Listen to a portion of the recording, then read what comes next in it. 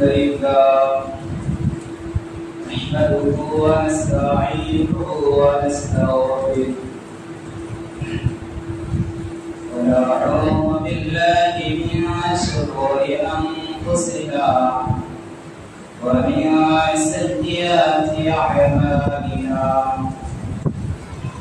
من يهده الله فلا مضل له ومن يضلل فلا هادي له واشهد ان لا اله الا الله وحده لا شريك له واشهد ان محمدا عبده ورسوله اما بعد فان اصدق الحديث كتاب الله وأحسن الهدي هدي محمد صلى الله عليه وسلم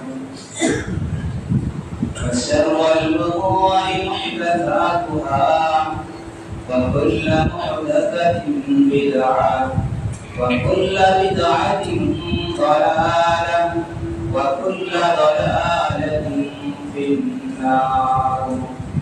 أعوذ بالله من الشيطان الرجيم. بسم الله الرحمن الرحيم.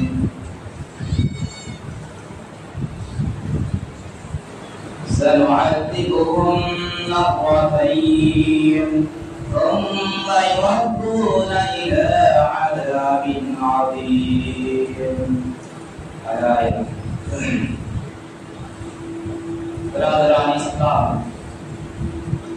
সর্বপ্রথমে সেই মহান প্রতিপালকের কৃতজ্ঞতা আদায় করি যিনি আমাদেরকে অসাধারণ মাত্রপাত উত্তম করে সৃষ্টি করেছেন এবং আজকে জামে মসজিদে উপস্থিত হওয়ার তৌফিক দান করেছে। তাই সকলে অন্তরের স্থল থেকে বলেন আলহামদুলিল্লাহ। তারপরে ধর্মের গুরু ধর্মের নেতা তাইতারি মাদানী আমাদের মুজতবা মুহাম্মদ রাসূলুল্লাহ সাল্লাল্লাহু আলাইহি ওয়াসাল্লামের প্রতি দরুদ ও সালাম বর্ষিত হোক। আল্লাহুম্মা সাল্লি আলাইহি আল্লাহুম্মা বারিক আলাইহি আমিন।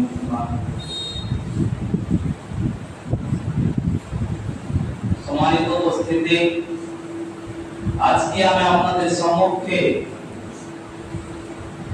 কবরের শাস্তি এই সম্পর্কে কিছু আলোচনা করব ইনশাআল্লাহ তাআলা আজিজ।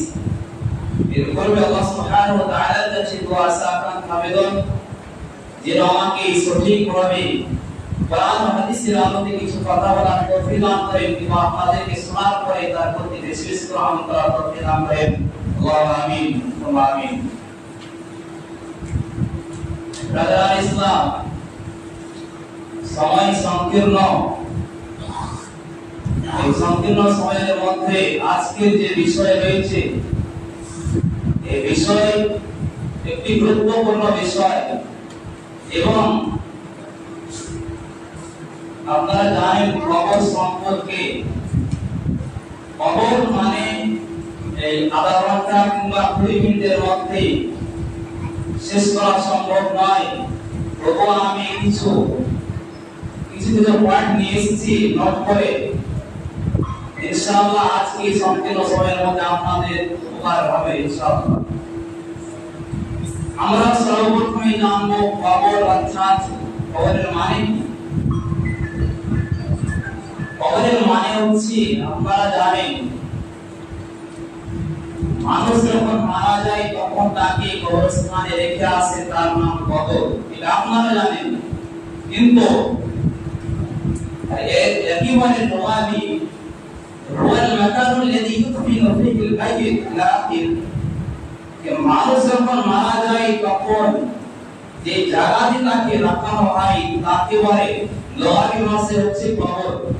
এবং ইসলামের মধ্যে রয়েছে যখন মানুষ মারা যায় তার বডিটাকে যেখানে রেখে আসা হয় সে হোক না কোনো কবরে কিংবা কোনো নদী নালাতে কিংবা কোনো পুকুরে কোনো আগুনে যদিও তাকে জ্বালিয়ে দেওয়া হয় তবুও তাকে বলে কবর। এবং এই কবরের অর্থাৎ হচ্ছে মানুষ যখন মারা যায় সেখান থেকে আরম্ভ করে আলামে বারজাখ অর্থাৎ হিসাব হওয়ার পর্যন্ত তার আগে এই দিনের মধ্যে যত পার্থক্য হয়েছে, ডিফারেন্স হয়েছে, তাকে বলে কবর।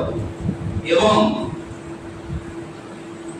এর কারণে আমরা জেনে থাকি, আমরা কবরস্থান বলে থাকি, এটা হচ্ছে আমরা আমাদের নিজের ভাষায় বলে থাকি কবর, যাকে বলা হয় মাকবারা আরবি ভাষায়, এবং লোহার হিসাবে তাকে বলা হয়েছে মাকবারা। তাহলে আমাদের মধ্যে স্পষ্ট হয়েছে যে কবর মানে শুধু মানুষই মারা যায় তাকে শুধু যে কবর করবে এই ভুল ধারণা।